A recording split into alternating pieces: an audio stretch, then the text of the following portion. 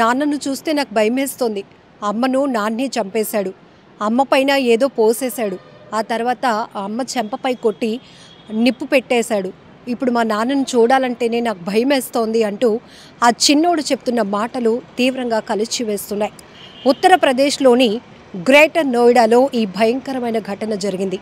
అదనపు కట్నం కోసం భార్యను వేధిస్తూ వస్తున్నాడు విపిన్ భట్టి అనే వ్యక్తి. భార్య పేరు నిక్కీ. అయితే తరచుగా వీళ్ళ మధ్య గొడవలు జరుగుతూనే ఉన్నాయి. అయితే ఈ చిన్నవాడు చెప్తున్న మాటలు ప్రకారం ఆ తల్లిని అంటే తన తల్లిని తన తండ్రి చంపేశాడు అంటూ ఆ అబ్బాయి అందరి ముందు చెప్తున్నాడు. పోలీసుల ముందు కూడా అదే చెప్పాడు. దీంతో పోలీసులు అతన్ని అదుపులోనికి తీసుకున్నారు.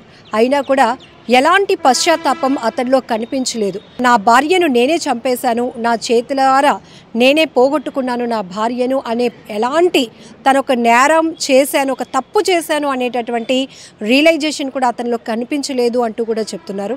అయితే ఈ కుర్రవాడు చెప్తున్నట్టుగా ఎవరైతే ఇప్పుడు ఈ నేరస్తుడు ఉన్నాడో ఈ కసాయి భర్త ఆమె అతడి తోబుట్టు అయినటువంటి తన చెల్లి ముందు తన కొడుకు ముందే ఈ దురాగతానికి పాల్పడ్డాడు. ఆమె పైన ఏదో ఫ్యూయల్ పోసి పెట్రోల్ లాంటి ఒక ద్రావకాన్ని పోసేసి చెంపపై కొడితే ఆమె అలా పడిపోయింది. తర్వాత నిప్పు పెట్టి ఆమెను అత్యంత దారుణంగా హతమార్చినటువంటి కసాయి వాడు ఈ భర్త అని చెప్పుకోవచ్చు.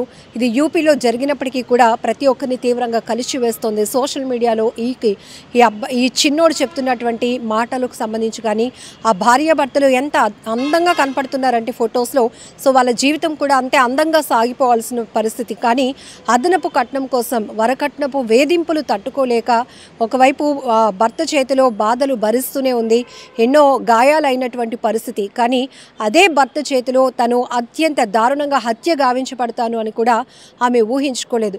ప్రతి అమ్మాయికి వివాహ జీవితం అనేది చాలా ఒక పెద్ద డ్రీమ్. సో అమ్మ వాళ్ళ ఇంట్లో ఆర్థిక స్తోమత ఎలా ఉన్నా కూడా ఉన్నంతలో ది బెటర్గానే తల్లిదండ్రులు అన్నీ ప్రొవైడ్ చేస్తూ ఉంటారు పిల్లలకి. మరీ ముఖ్యంగా ఆడపిల్ల సో పెళ్లి తర్వాత ఎక్స్పెక్టేషన్స్ కూడా అలానే ఉంటాయి. అమ్మా నాన్న నన్ను ఎంత బాగా చూసుకున్నారో కాబోయే భర్త తన మెడలో 3 ముళ్ళు వేసి తన జీవితంలోనికి రాబోతున్నటువంటి ఆ భాగస్వామి కూడా అంతే బాగా చూసుకోవాలి.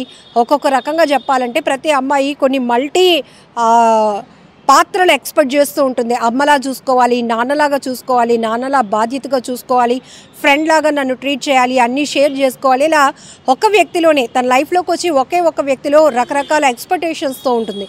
అలాంటిది అంటే కొన్ని చోట్ల నెగిటివ్గా కూడా జరుగుతున్నాయి, కొన్ని చోట్ల అబ్బాయిల పట్ల అమ్మాయిలు వ్యవహరిస్తున్న తీరు కూడా చాలా ఘోరంగా ఉంది. బట్ ఇక్కడ ఈ ఇన్సిడెంట్లో చూస్తే కనుక ఒక చిన్న బాబు, అలానే ఎవరైతే ఈ నేరానికి పాల్పడినటువంటి వాళ్ళ చెల్లి కూడా ఇద్దరు కళ్ళ ముందే వాళ్ళిద్దరి కంటి ముందే ఆ భార్యని అత్యంత దారుణంగా హతమార్చినటువంటి ఈ వ్యక్తిని ఎలా శిక్షించాలో కూడా అర్థం కావటం లేదు.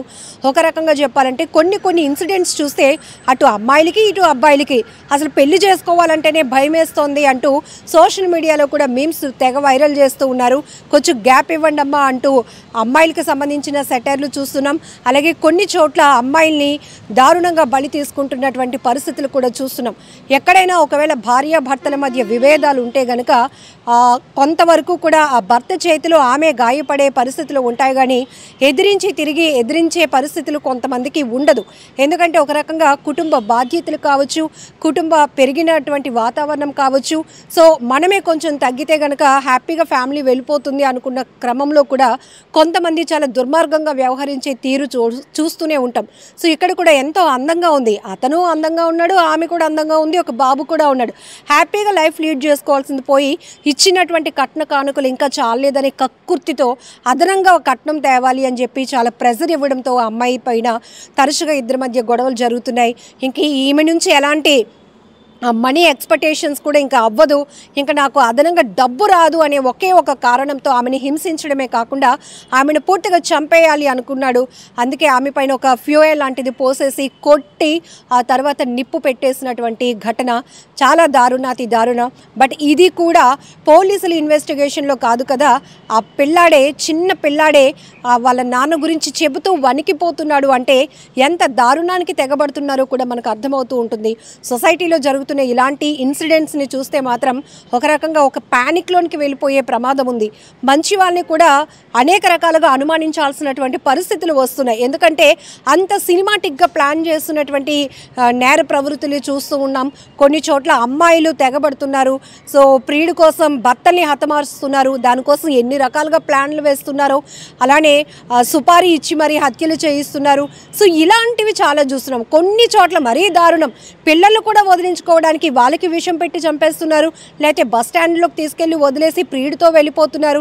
ఇంకా ఎన్ని ఘోరాలు చూడాల్సి వస్తుందో మాత్రం మనం ఎవరూ ఊహించలేం. కానీ ఇప్పుడు యూపీలో గ్రేటర్ నోయిడాలో జరిగిన ఈ ఘటన మాత్రం తీవ్రంగా ప్రతి ఒక్కరిని కలిసివేస్తోంది.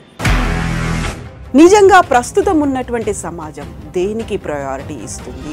ఆర్థిక సంబంధాల చుట్టూ మాత్రమే తిరుగుతుంది. మళ్ళీ ఎన్నికలంగానే చాలా విరక్తి కలుగుతాం.